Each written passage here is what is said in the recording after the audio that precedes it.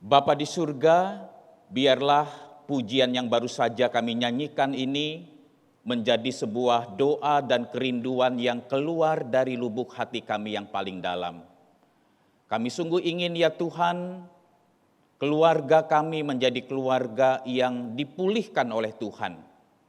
Menjadi keluarga yang terus-menerus ditransformasi, diubahkan, dibaharui menjadi sebuah keluarga yang berkenan di hadapan Tuhan. Kami sungguh menyadari ya Tuhan, dengan kekuatan kami sendiri, dengan mengandalkan segala usaha kami tidak mungkin bisa mengubah, membentuk keluarga kami sesuai dengan maksud desain Allah semula membentuk keluarga. Kami sungguh membutuhkan kuasa Kristus, kuasa Injil, kuasa firman Tuhan yang mengubahkan dan membaharui kami. Ya Tuhan, pada saat ini kami ingin bersama-sama membaca dan merenungkan akan sebagian dari kebenaran firman-Mu. Kiranya Roh-Mu yang kudus menolong kami, bukan saja untuk mengerti, memahami firman-Mu, tetapi juga terlebih lagi mengaplikasikan kebenaran firman itu di dalam kehidupan kami sehari-hari. Tuliskanlah ya Tuhan firman-Mu di dalam loh hati kami, sehingga semua kami ya Tuhan datang dengan hati yang lapar dan haus akan Tuhan dan firman. Kesukaan dan kepuasan kami biarlah ketika kami melekat kepada Tuhan dan melakukan firman di dalam hidup kami. Terima kasih ya Tuhan, di dalam nama Tuhan Yesus Kristus kami bersyukur dan berdoa. Amin. Jemaat dipersilakan duduk kembali. Salam, selamat pagi Bapak Ibu jemaat yang dikasihi oleh Tuhan. Nah, pada saat ini saudara-saudara, saya ingin mengajak kita untuk sama-sama membuka satu bagian firman Tuhan yang terambil dari Efesus pasal yang kelima ayat 33 sampai dengan Efesus pasal yang keenam ayat 1 sampai dengan yang keempat. Saya akan bacakan bagian ini bagi kita semua. Efesus pasal yang kelima ayat yang ke-33, demikianlah firman Tuhan. Bagaimanapun juga bagi kamu masing-masing berlaku. Kasihilah istrimu seperti dirimu sendiri, dan istri hendaklah menghormati suaminya. Pasal yang ke-6 ayat 1 sampai dengan yang ke-4. Hai anak-anak, taatilah orang tuamu di dalam Tuhan, karena haruslah demikian. Hormatilah ayahmu dan ibumu, ini adalah suatu perintah yang penting seperti yang nyata dari janji ini, supaya kamu berbahagia dan panjang umurmu di bumi. Dan kamu bapak-bapak, janganlah bangkitkan amarah di dalam hati anak-anakmu, tetapi didiklah mereka di dalam ajaran dan nasihat Tuhan. Nah Bapak Ibu saudara-saudara yang dikasih oleh Tuhan, ada sebuah kebenaran umum atau kebenaran universal saudara yang berlaku di dalam semua aspek kehidupan kita. Yaitu kemana saudara kita menginvestasikan diri kita di dalam hidup ini, maka kesitulah perhatian dan energi kita akan banyak dicurahkan di dalam hidup ini. Nah saudara-saudara yang terkasih di dalam Tuhan, banyak orang saudara yang bisa membanggakan karirnya. Banyak orang yang bisa membanggakan saudara akan kesuksesan bisnisnya. Banyak orang yang mungkin bisa membanggakan pendidikannya. Banyak mungkin saudara orang yang bisa membanggakan anak-anaknya yang sukses, yang berhasil. Tapi jujur saudara, tidak banyak orang yang membanggakan kehidupan pernikahannya. Tidak banyak istri yang membanggakan suaminya. Tidak banyak suami yang membanggakan istrinya. Nah saudara-saudara yang terkasih di dalam Tuhan, mungkin di dalam dunia pekerjaan, di dalam dunia karir saudara, kita itu menginvestasikan begitu banyak energi kita, begitu banyak perhatian kita, waktu kita, segala usaha-usaha kita lakukan. Bagaimana caranya supaya karir kita, bisnis kita itu berjalan dengan sangat baik. Kita menginvestasikan waktu kita, perhatian kita, tenaga kita. Semua kita curahkan, mati-matian kita lakukan itu. Saudara-saudara, saya tidak mengatakan itu adalah sesuatu yang salah di dalam arti saudara, kita tidak perlu bekerja keras di dalam hidup ini. Bukan itu poin yang ingin saya tekankan. Tetapi saudara, ironisnya adalah kita harus mengakui kita banyak menginvestasikan diri kita untuk karir kita, untuk kesuksesan bisnis kita, untuk pekerjaan kita. Tetapi seringkali kita minim investasi untuk kehidupan pernikahan dan kehidupan keluarga kita. Itulah sebabnya saudara, tidak heran kehidupan keluarga kita atau kehidupan pernikahan kita makin lama makin tawar. Makin lama kita menikah saudara, bukannya kita makin dekat, makin intim, makin mengenal lebih baik pasangan kita, makin mengasihi pasangan kita. Tetapi justru saudara, kita makin kering. Ada hal-hal yang hilang di dalam kehidupan keluarga, di dalam kehidupan pernikahan kita. Saudara-saudara, itulah di dalam bulan keluarga ini saudara, kita mengambil sebuah tema besar, yaitu transformasi di dalam kehidupan keluarga. Kita ingin saudara menjalani kehidupan keluarga ini bukan sekedar asal ada, asal berjalan. Tetapi kita ingin di dalam anugerah Tuhan, di dalam pertolongan Tuhan, kita ini menjalani kehidupan keluarga seperti yang Tuhan inginkan. Seperti Tuhan mendesain, seperti apa harusnya hidup pernikahan itu. Seperti apa seharusnya saudara kita menjalani kehidupan keluarga itu. Kalau saudara perhatikan gambar ini saudara, ini adalah gambar ya yang menggambarkan keluarga. Digambarkan seperti tumbuh-tumbuhan yang layu, yang kering, yang tidak bertumbuh dengan baik. Mereka hidup, mereka tinggal bersama-sama, mereka makan dan minum. Tetapi mereka tidak bisa menjalankan fungsi hidup berkeluarga dengan baik. Layu, kering, tidak bertumbuh dengan baik, tidak berbuah dengan baik. Bukan keluarga seperti ini saudara yang kita inginkan. Kita ingin keluarga kita ditransformasi oleh Tuhan. Dengan kuasa Injil, kuasa Kristus, kuasa firman. Menjadi keluarga yang bisa bertumbuh, berbuah, berdaun lebat. Yang bisa menjalankan fungsinya dengan baik di dalam kehidupan keluarga, kehidupan bergereja, dan kehidupan bermasyarakat.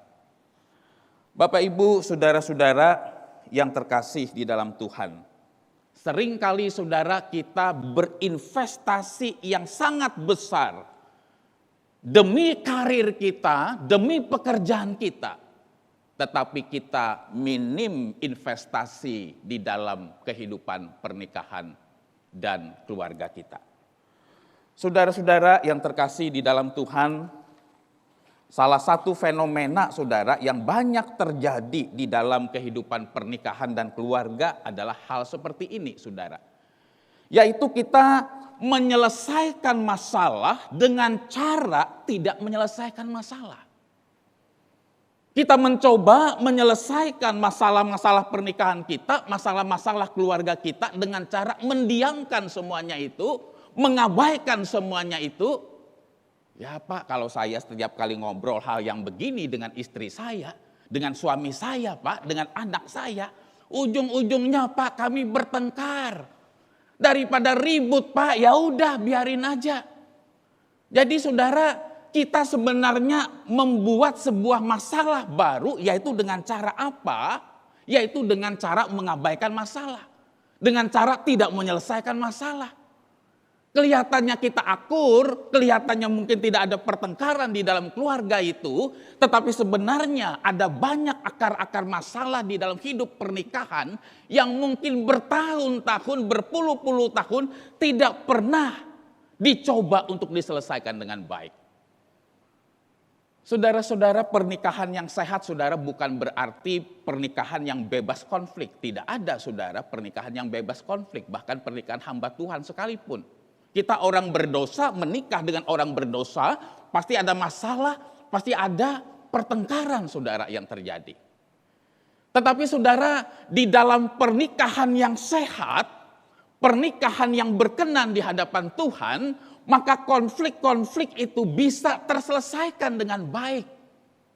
Tetapi di dalam pernikahan dan kehidupan keluarga yang tidak sehat, konflik-konflik itu didiamkan, dibiarkan, dan tidak diselesaikan dengan cara yang benar seperti yang Tuhan inginkan. Nah, Bapak Ibu, saudara-saudara yang terkasih di dalam Tuhan, di dalam Efesus pasal yang kelima ayat yang ke-33 yang kita baca tadi, saudara, itu mengajarkan sebuah kesimpulan bagaimana seharusnya seorang suami memperlakukan istrinya dan bagaimana juga seorang istri, saudara, memperlakukan suaminya. Nah, saudara-saudara, di dalam bagian ini, saudara, kita melihat bahwa love and respect, cinta dan rasa hormat, itu adalah sesuatu yang sangat penting di dalam kehidupan pernikahan. Di dalam bagian ini, saudara, Alkitab mengatakan, hai suami-suami, kasihilah istrimu. Hai istri-istri, hormatilah suamimu. Ketika saudara membaca bagian ini, pernah gak di dalam pikiran saudara, saudara bertanya seperti ini? Apakah kasih itu hanya dibutuhkan oleh seorang istri? Apakah suami itu tidak membutuhkan kasih dalam hidup ini? Ketika saudara membaca teks ini, pernahkah saudara bertanya, apakah yang namanya respect, penghargaan, penghormatan, itu hanya dibutuhkan oleh seorang suami?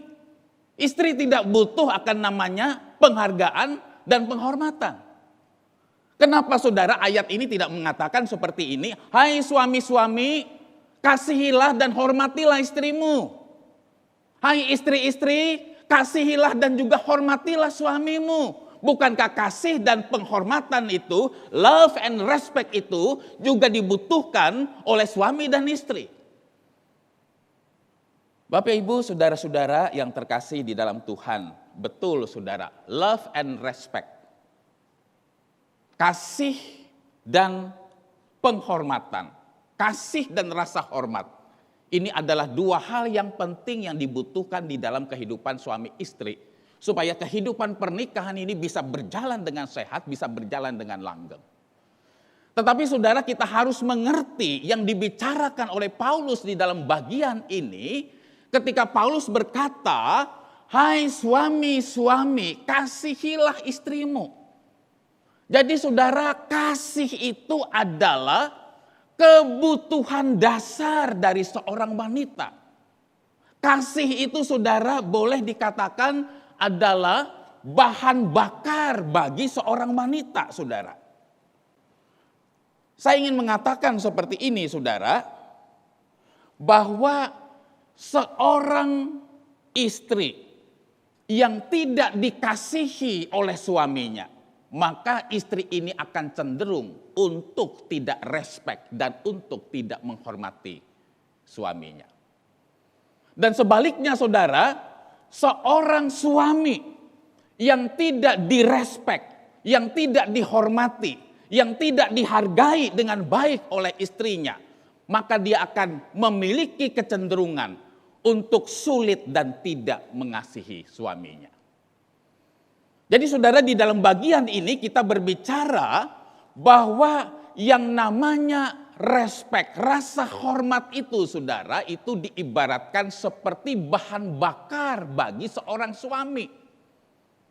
Kalau saudara bayangkan saudara, kita memiliki mobil atau memiliki motor saudara, kalau misalnya bahan bakarnya habis, maka saudara mobil kita, motor kita akan mogok. Enggak mungkin saudara kita bisa mobil atau motor itu menjalankan fungsinya, berjalan dengan baik kalau dia kehabisan bahan bakar. Maka bahan bakar ini perlu diisi. Seorang suami saudara perlu diisi bahan bakarnya. Perlu diisi kebutuhan dasarnya. Yaitu dia membutuhkan rasa respek, penghormatan dari seorang istri. Saudara-saudara, contoh sederhana adalah bagaimana seorang istri itu respect dan memberikan penghormatan yang seharusnya kepada suami adalah yang pertama saudara, seorang istri yang baik, dia akan menghormati kepemimpinan, suaminya sebagai seorang kepala keluarga. Mungkin kita saudara istri yang lebih pintar dari suami kita. Mungkin kita istri yang gelar dan kedudukannya saudara lebih tinggi dari suami kita. Mungkin kita adalah istri yang penghasilannya bisa jadi lebih banyak dari suami kita. Mungkin kita adalah istri yang jiwa kepemimpinannya, talentanya mungkin lebih banyak dari suami kita. Tetapi saudara, Tuhan sudah menetapkan bahwa yang menjadi kepala keluarga itu bukan istri, tetapi adalah suami. Dan kepemimpinan suami, otoritas suami di dalam keluarga itu harus dihormati dan dihargai. Kita saudara sebagai istri menghormati akan suami kita, respect terhadap suami kita. Dengan cara apa misalnya? Selalu kita meminta pendapat, meminta masukan, menghargai dia, menghormati dia sebagai seorang kepala keluarga. Betapa saudara saya kalau hal masalah-masalah keuangan saya lebih banyak urusin istri saya. Kartu kredit saya istri saya yang pegang. PIN apa semua istri saya tahu semua.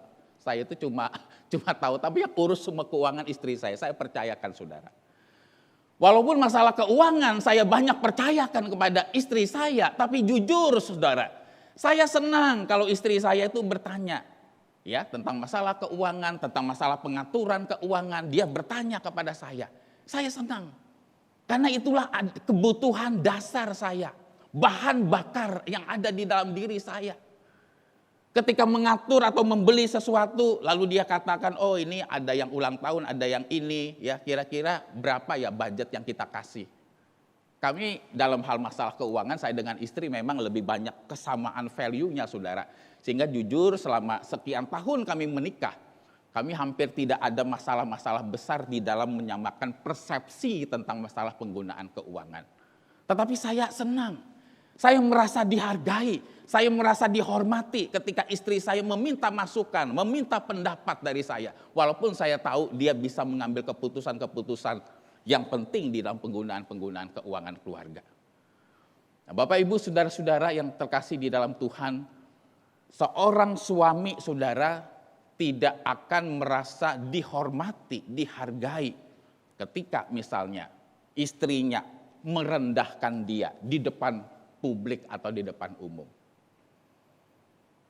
Seorang suami saudara justru dia akan merasa dihormati dan dihargai ketika istrinya bisa memuji dia di hadapan umum atau di hadapan orang banyak. Bukannya berarti saudara puji-pujian yang berlebihan atau suami itu gila hormat, bukan itu poinnya. Tapi inilah kebutuhan dasar dari laki-laki. Inilah kebutuhan dasar dari seorang pemimpin di dalam keluarga, yaitu dia membutuhkan rasa respect, rasa penghormatan. Seorang suami itu suka dilakukan sebagai provider, dianggap sebagai penyedia, pelindung di dalam kehidupan keluarga. Sebaliknya saudara, seorang istri itu bahan bakarnya, kebutuhan dasarnya adalah dia dikasihi. Makin dia menerima kasih yang besar, perhatian yang besar, kepedulian yang besar dari suaminya terhadap dia, makin mudah dia saudara untuk bisa respect dan menghormati suaminya. Kalau kita saudara sebagai suami, kita sering kali melakukan physical abuse.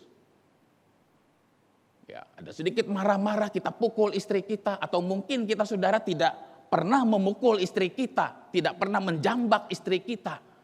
Tetapi kita melakukan verbal abuse. Kata-kata kita itu begitu menyakiti, melukai istri kita, pasangan kita. Kita tidak bisa kendalikan saudara kata-kata yang keluar dari mulut kita sebagai seorang suami.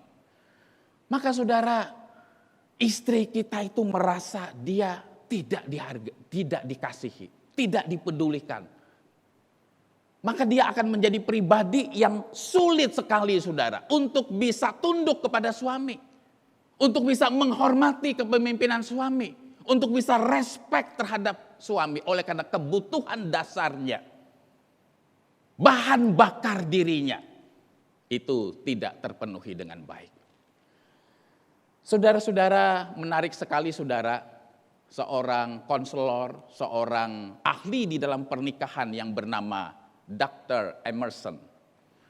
Dia itu saudara melakukan penelitian, melakukan penyelidikan terhadap pernikahan-pernikahan yang ada di Amerika. 20 tahun saudara, dia melakukan penelitian dan penyelidikan terhadap ribuan pasutri yang ada.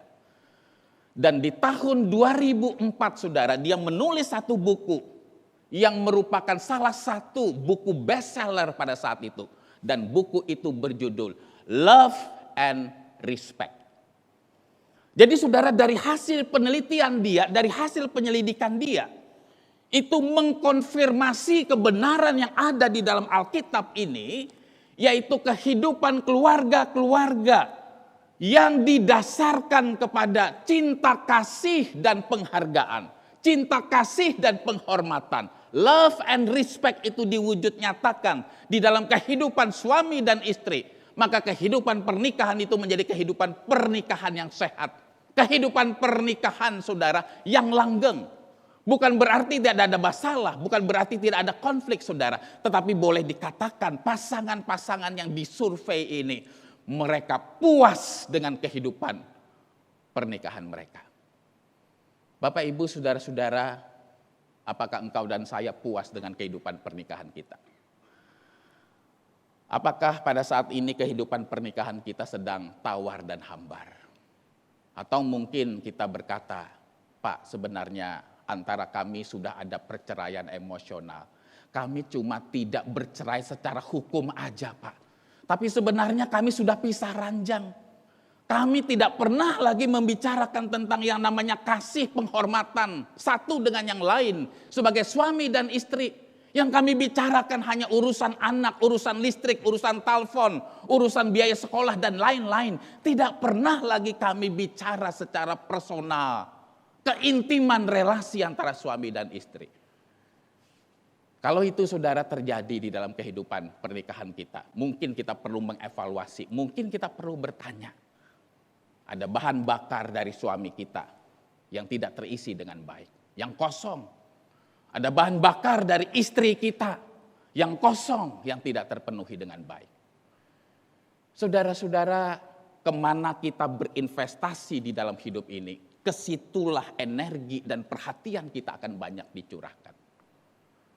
Di dalam dunia pekerjaan, di dalam dunia karir, di dalam dunia bisnis kita saudara, kita membuat program-program, kita membuat rencana-rencana, kita membuat target-target.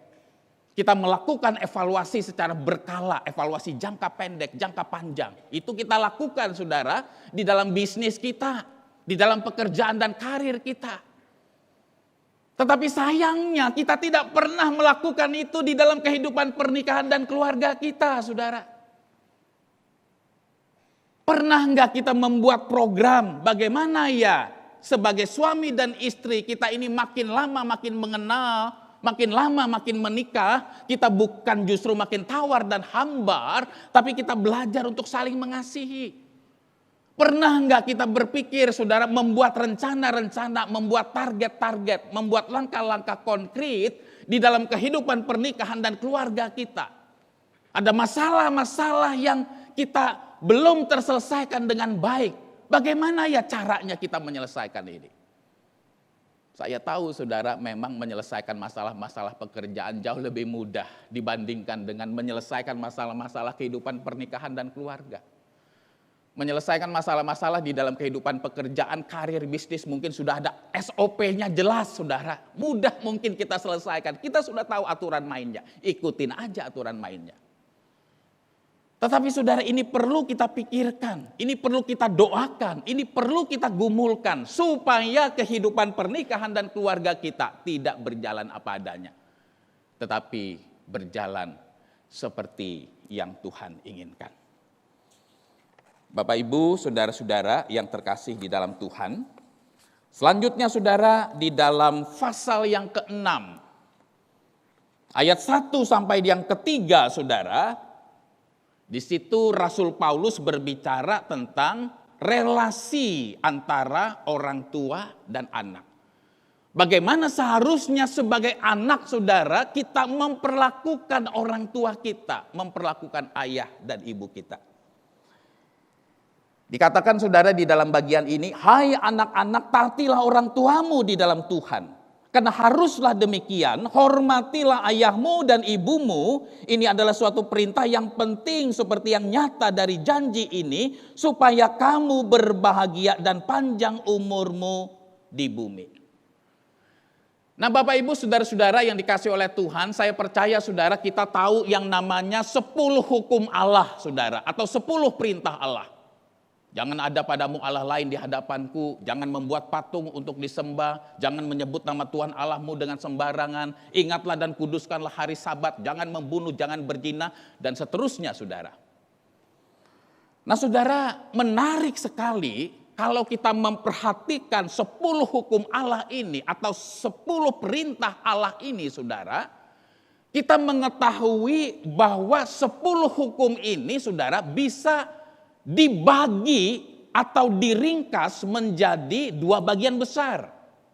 Hukum yang ke-1 sampai yang ke-4 itu berbicara tentang relasi kita dengan Tuhan. Bagaimana seharusnya kita bersikap, bagaimana seharusnya kita berelasi dengan Tuhan. Itu dijelaskan saudara dari hukum yang ke-1 sampai yang ke-4 yang diringkas oleh Tuhan Yesus dengan perintah kasihilah Tuhan Allahmu dengan segenap hatimu, dengan segenap jiwamu, dengan segenap akal budimu, dan dengan segenap kekuatanmu.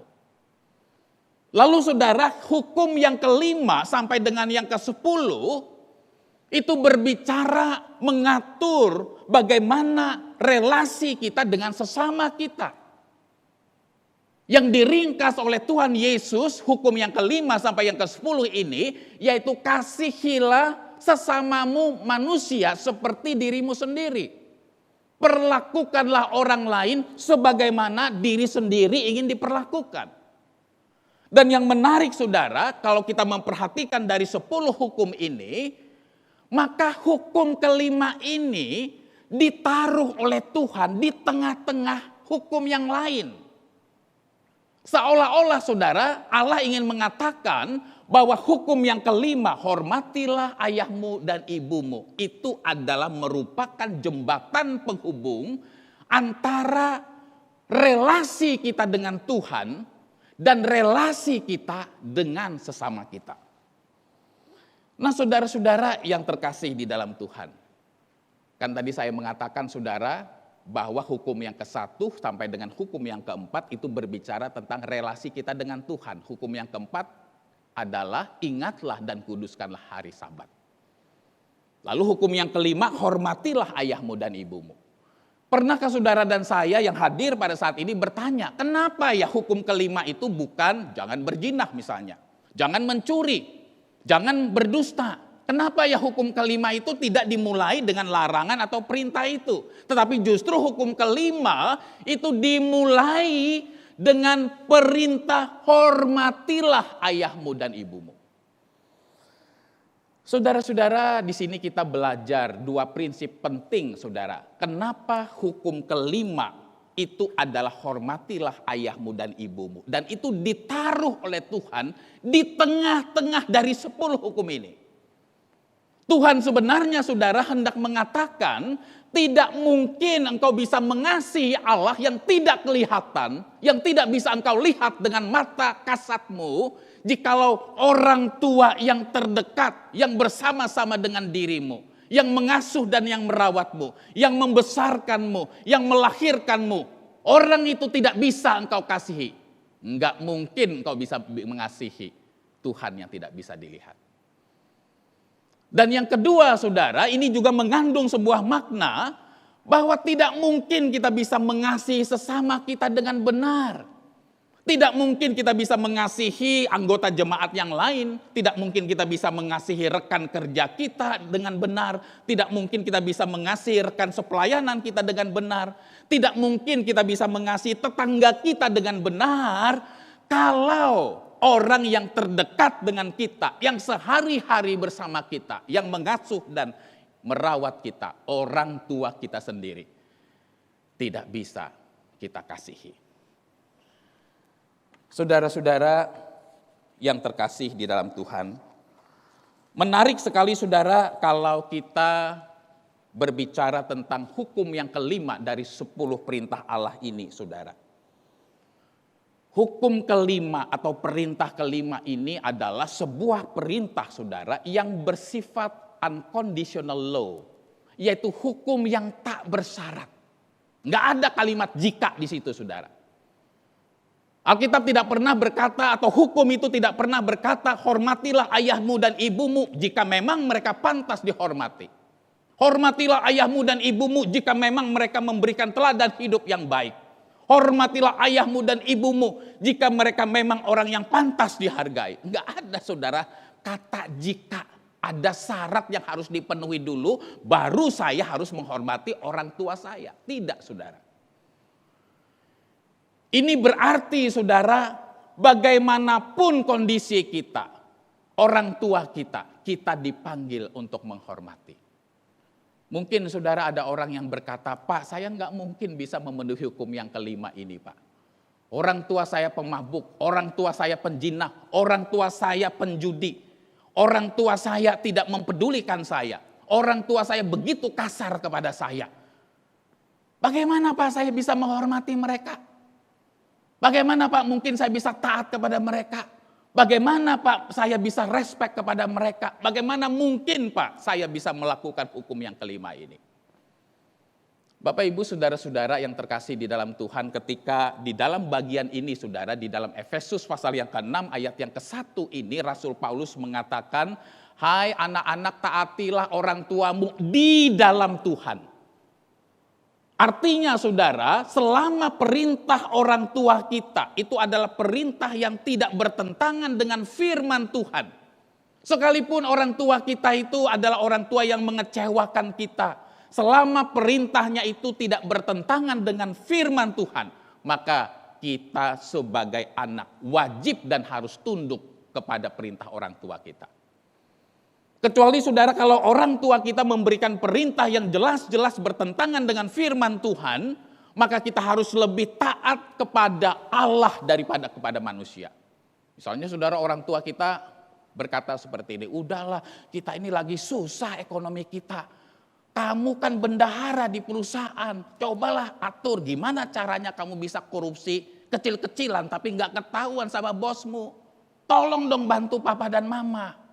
Nah, saudara, kalau orang tua memberikan perintah seperti ini, walaupun kelihatannya motifnya baik, karena keluarga sedang berada dalam kesulitan ekonomi, maka, saudara, kita sebagai anak yang mengerti firman Tuhan, anak yang tahu tentang kebenaran, kita boleh tidak menuruti perintah orang tua kita ini, karena perintah ini bertentangan dengan firman Tuhan.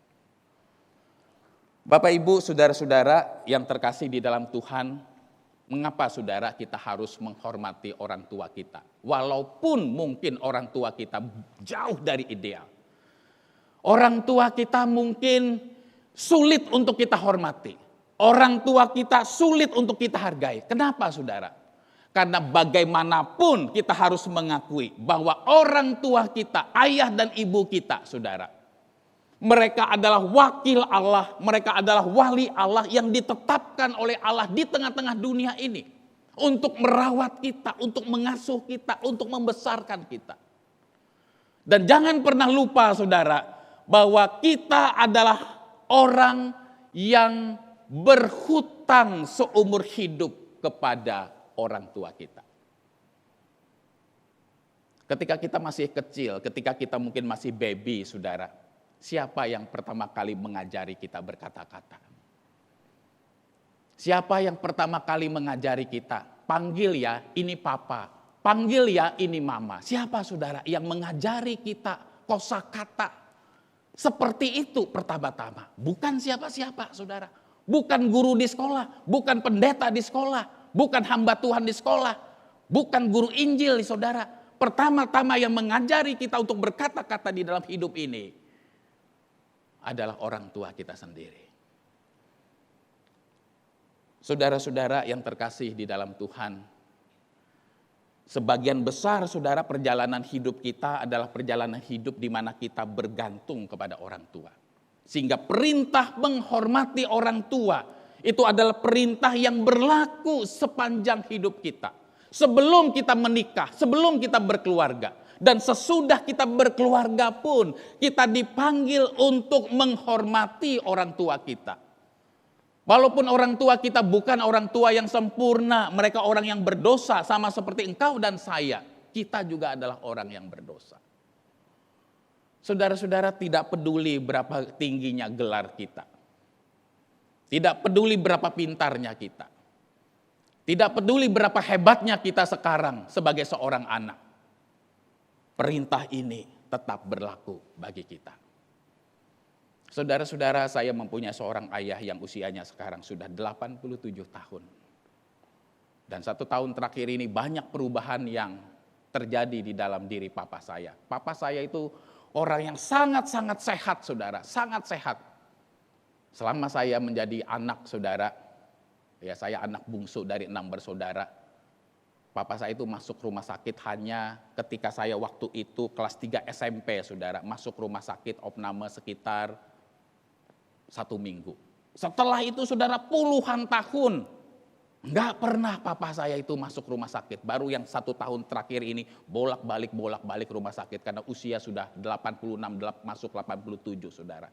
Nah, papa saya mengalami begitu banyak perubahan-perubahan. Dari dulu bisa pergi kemana-mana, tidak bergantung kepada anak kalau mau pergi, saudara. Sekarang harus terbaring di tempat tidur, ya, karena kaki kanan papa saya itu sudah tidak bisa digerakkan, saudara. Dan terus menerus harus terbaring, dan kalau bergerak beraktivitas berjalan pun harus dibantu kursi roda. Saudara-saudara, kami di dalam satu keluarga belajar bukan hanya mensupport, ya, papa di dalam hal keuangan. Ya, saya pun tiap bulan menyisihkan dana, ya, untuk mendukung orang tua saya yang tinggal di Banjarmasin, ya, bersama dengan keluarga besar, saudara, Fungsian, ya, patungan seperti itu. Tapi saya juga mencoba apa yang harus bisa saya lakukan sebagai orang tua. Dia butuh dihibur, dia butuh dikuatkan, dia butuh didoakan, saudara. Walaupun, ya, papa saya mungkin tidak bisa berkata-kata seperti dulu. Ya, kalau dulu, saudara, papa saya itu nama juga mungkin orang tua kali ya, suka ngomong. Ya, kalau saya nelpon dia atau bertanya atau sekalian ingin mendoakan, itu pasti sebagian besar papa saya ngomong. Ya, dia lebih suka didengarkan, dia lebih suka menceritakan pengalaman-pengalamannya. Lalu dia men-sharingkan, oh saya baca ayat firman Tuhan ini mengena di dalam hati saya. Itu yang sering papa saya sharingkan. Papa saya bukan seorang pendeta, papa saya bukan seorang penginjil, dia adalah orang biasa, lulusan SMA, saudara, pendidikan tidak tinggi. Tetapi banyak hal saya bisa belajar dari hidupnya. Saudara-saudara yang terkasih di dalam Tuhan, mari kita, saudara, belajar untuk menghormati orang tua kita. Kesempatan menghormati orang tua kita, kesempatan untuk mengasihi orang tua kita, itu ada batasnya. Tidak salah, saudara, ketika orang tua kita meninggal, kita bangunkan sebuah kuburan, sebuah makam yang bagus, yang indah. Tidak salah, saudara. Itu bagian penghormatan kita kepada orang tua kita. Tetapi alangkah lebih indah lagi, kasih perhatian dan kepedulian itu dinyatakan kepada orang tua kita ketika mereka masih hidup. Kesempatan kita untuk menghormati orang tua kita, kesempatan bagi kita untuk mengasihi orang tua kita ada batasnya. Gunakanlah itu dengan baik. Orang tua bukan hanya membutuhkan, saudara, mungkin uang kita. Apalagi kalau saudara punya orang tua yang memang sudah kaya dari sononya. Mungkin mereka tidak terlalu butuh uang kita, saudara. Tetapi dia membutuhkan perhatian kita. Membutuhkan penghormatan, membutuhkan penghargaan. Pernah enggak kita berkata, dan kapan terakhir kita berkata kepada papa mama kita? Saya bangga punya papa mama. Saya berterima kasih kalau saya bisa menjadi orang seperti ini karena papa dan mama. Pernahkah itu kita lontarkan, saudara, kepada orang tua kita yang mungkin sederhana, tidak sehebat kita, tidak sepintar kita, tidak punya gelar tinggi seperti kita. Tapi dia orang tua kita. Apakah kita malu membawa orang tua kita datang ke pesta? Apakah kita malu membawa orang tua kita ke acara-acara khusus yang dilihat orang? Mungkin orang tua kita tidak segagah, secantik dulu lagi. Apakah kita menganggap orang tua kita itu beban di dalam hidup ini?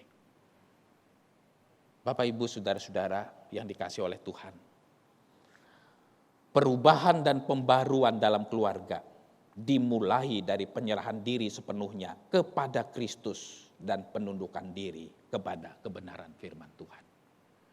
Kalau kita semua saudara rindu keluarga kita dibaharui oleh Tuhan, keluarga kita dipulihkan oleh Tuhan, pernikahan kita dipulihkan oleh Tuhan, maka mulailah menuntut diri sendiri untuk berubah terlebih dahulu.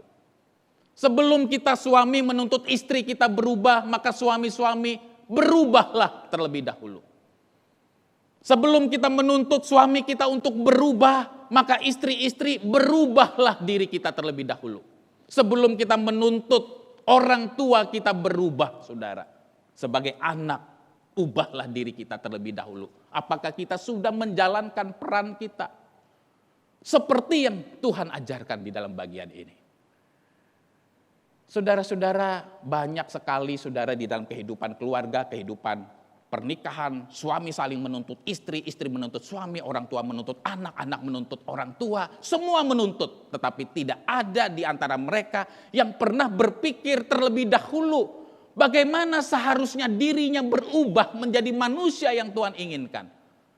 Jangan menunggu suami kita berubah, jangan menunggu istri kita berubah, jangan menunggu orang tua kita berubah, jangan menunggu anak kita berubah, tapi mulailah kita merubah diri kita di dalam anugerah Tuhan. Dengan kuasa firman, hanya keluarga yang tunduk taat kepada firman, di dalam keluarga itulah ada kuasa Tuhan yang memulihkan hidup kita. Seorang sastrawan Rusia yang bernama Leo Tolstoy, saudara, dia berkata seperti ini. Banyak orang yang berambisi ingin mengubah dunia dan hidup orang lain. Tetapi sayangnya, terlalu sedikit orang yang berpikir untuk mengubah dirinya sendiri. Mari saudara semua kita yang hadir pada saat ini, kita mohon belas kasihan Tuhan, kita mohon pertolongan Tuhan. Biarlah keluarga kita terus-menerus ditransformasi, diubahkan oleh Tuhan. Dengan cara apa? Tundukkan hati kita kepada Kristus. Taatilah firman-Nya. Kita menghormati suami kita menghormati istri kita, anak-anak kita kasihi. Itu karena adalah perintah Tuhan. Bukan bicara masalah mereka layak atau tidak dikasihi. Bukan bicara mereka layak atau tidak dihormati. Tetapi itu adalah perintah Tuhan. Dan saya percaya tidak pernah Tuhan memberikan perintah untuk kejelekan kita. Tuhan memberikan perintah untuk kebaikan kita. Kalau kita keluarga ingin diberkati oleh Tuhan, lakukanlah perintah Tuhan dengan segenap hati kita. Mari saudara kita berdoa.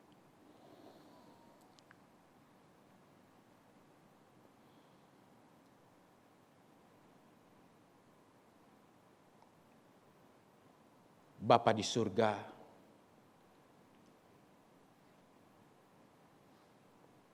seringkali kami ahli dan mampu untuk menyelesaikan masalah-masalah di dalam kehidupan pekerjaan, bisnis, dan karir kami. Kami terlatih mungkin untuk hal itu Tuhan. Tetapi kami harus mengakui tidak mudah bagi kami untuk terlatih di dalam menyelesaikan masalah-masalah konflik di dalam hidup pernikahan dan hidup keluarga. Kami sungguh membutuhkan belas kasihan Tuhan. Kami sungguh membutuhkan anugerah Tuhan. Kami sungguh membutuhkan kuasa Kristus yang mengubah dan membaharui hati kami. Hati yang terpenjara di dalam keegoisan diri sendiri. Hati yang terpenjara di dalam sikap hanya mementingkan diri sendiri. Betapa sulitnya kami menempatkan diri di dalam posisi dan perasaan orang lain. Mungkin kami sudah puluhan tahun menikah, berkeluarga. Betapa sulitnya kami menempatkan diri di dalam posisi perasaan suami kami, istri kami, orang tua kami, atau anak-anak kami. Ya Tuhan, pulihkanlah keluarga kami. Baharuilah keluarga kami. Hanya ketika keluarga kami dipulihkan oleh Tuhan, maka keluarga kami bisa menjadi berkat bagi gereja, menjadi berkat bagi masyarakat, menjadi berkat bagi banyak orang. Hanya ketika keluarga kami dipulihkan oleh Tuhan, setiap anggota keluarga dapat menjalankan fungsi dan perannya dengan baik di tengah-tengah dunia ini. Berbelas kasihanlah kepada kami, ya Tuhan. Engkau mengerti akan kondisi keluarga dan pernikahan kami masing-masing. Kami mungkin bisa menciptakan kesan yang baik seolah-olah pernikahan kami oke. Kami mungkin bisa menutup-nutupi, kami mungkin bisa bersandiwara, kami mungkin bisa memberikan kesan tidak ada masalah dalam pernikahan dan keluarga kami. Tetapi sesungguhnya tidak ada sesuatu pun yang tersembunyi di matamu. Berbelas kasihanlah kepada kami, ya Tuhan. Pulihkanlah keluarga kami. Di dalam nama Tuhan Yesus Kristus, kami memohon kemurahan dan belas kasihan-Mu. Amin.